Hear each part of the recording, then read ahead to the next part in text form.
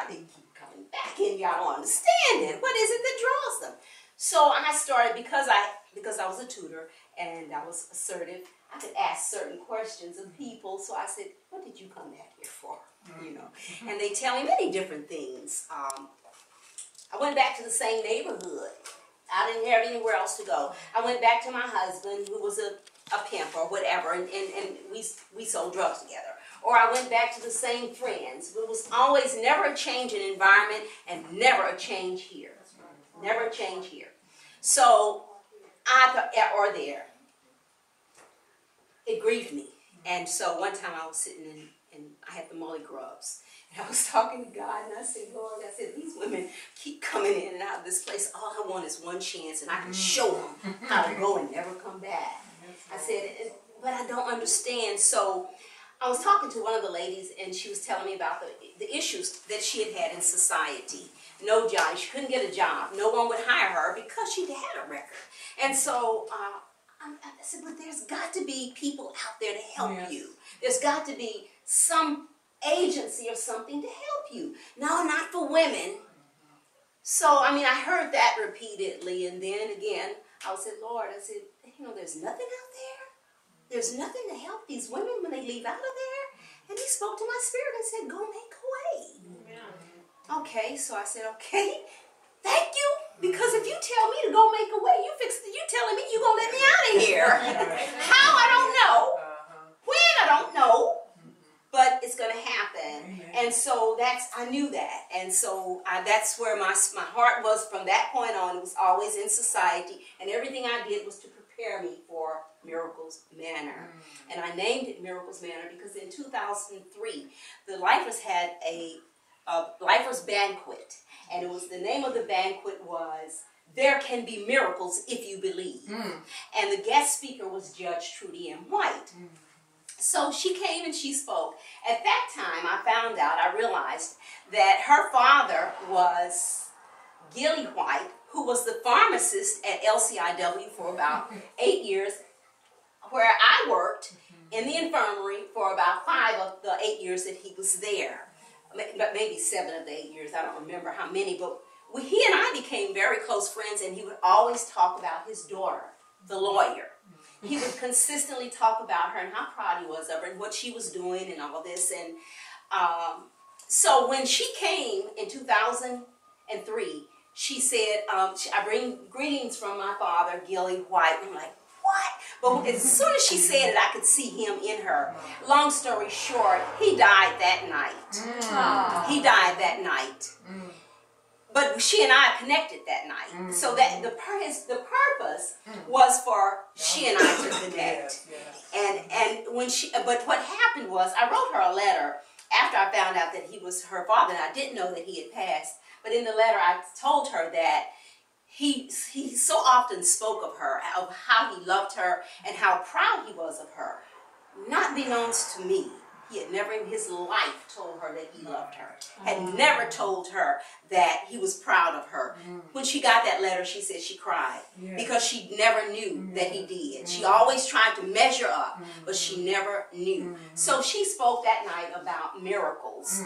And she even gave at that time, the Jabaz prayer was really popular. And she passed out that to all the people. And so the name Miracles, it was miracles everywhere. And so, and then it just stuck with me. I wanted the place to be named Miracles Manor. In fact, I was visiting a friend of mine, and I told her name's Gwen Ganey, and I said, Gwen, I gotta come up with a name for my place, and I can't come up with a name. And so she said, that next morning, she said, girl, you know what, last night, I was sitting up thinking, and she said, guess what name came to me? And I said, what? She said, Miracles Manor. And I said, that's it. So that's how it came about. But I have a deep burning desire to help women. Because I know there's no help out here for women. Even now. When I came out of prison, I was 62. And who is going to hire a 62-year-old woman initially? This is my first job. Because I'm a risk. They know, well, she's going to be retiring in a few years, so we don't want to invest time and money into her. So it was difficult for me to find employment. It was difficult for me to re-enter society and to connect with people, because women are relational and we want to be part of. We want to be connected with other women and other people. But one of the things that I learned that people in their 40s and 50s and 60s have established their friendships. They have their little circle of friends, and other people are just not welcome. I mean, it's not intentional. They're sweet and they're cordial. Hey, how you doing, sister? And that's it. And hug you and all that. But if to come to your house or to share an evening with you or to go out and have a movie, me and my friend did that. And so people say one of the rules of prison that's just really crazy is when you get out, you can't associate with other ex-felons. But who else are you going to associate with? Who else can connect with you on that level and relate to you on that level but someone who's been there? And so that's who I connect with. And in helping them and reaching out, and in their helping me. So that's it. That's the story of Miracles Manor. It's something that God is doing through me. I'm not doing it. Yes. He's doing it. He's doing all this. He put a board together for me. He handpicked every one of those people. And the first time we had a meeting, I wanted to cry because I said, Lord, look what you did. Look at what you have done. It's beautiful. It's beautiful. And so I just give God the glory. It's so funny because I was telling, was that you in the kitchen I was telling?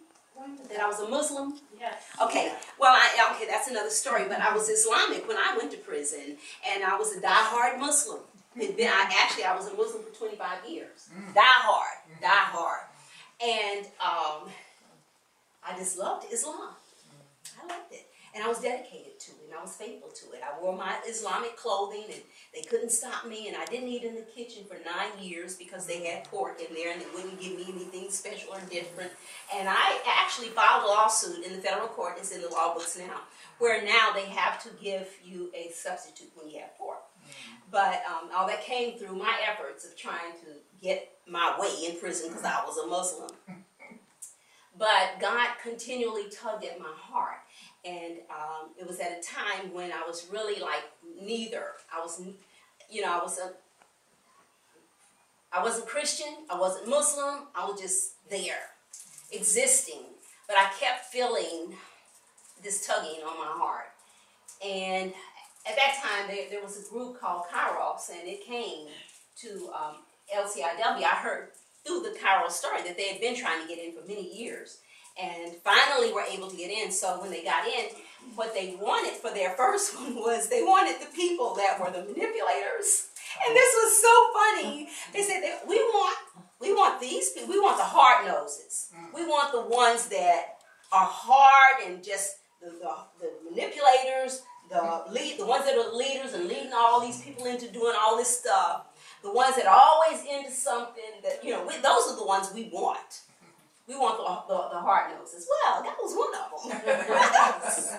So when we finally found out about it, and I heard about it, they said they had good home-cooked food, and I said, I'm going to eat.